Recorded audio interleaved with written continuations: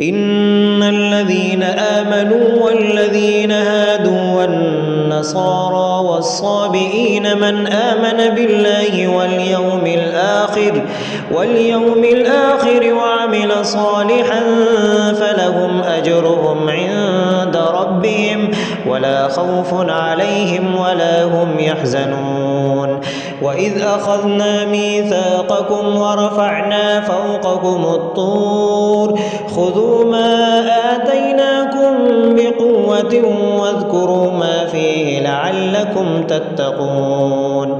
ثم توليتم من بعد ذلك فلولا فضل الله عليكم ورحمته لكنتم من الخاسرين.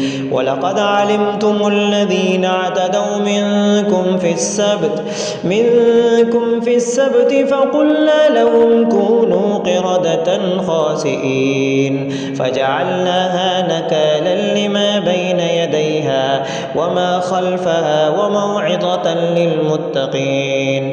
وإذ قال موسى لقومه إن الله يأمركم أن تذبحوا بقرة قالوا أتتخذنا هزوا قال أعوذ بالله أن أكون من الجاهلين.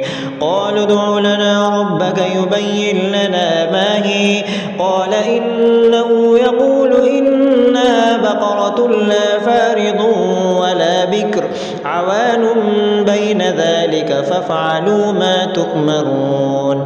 قالوا ادع لنا ربك يبين لنا ما لونها قال إنه يقول إنها بقرة صفراء فاقع لونها تسر الناظرين.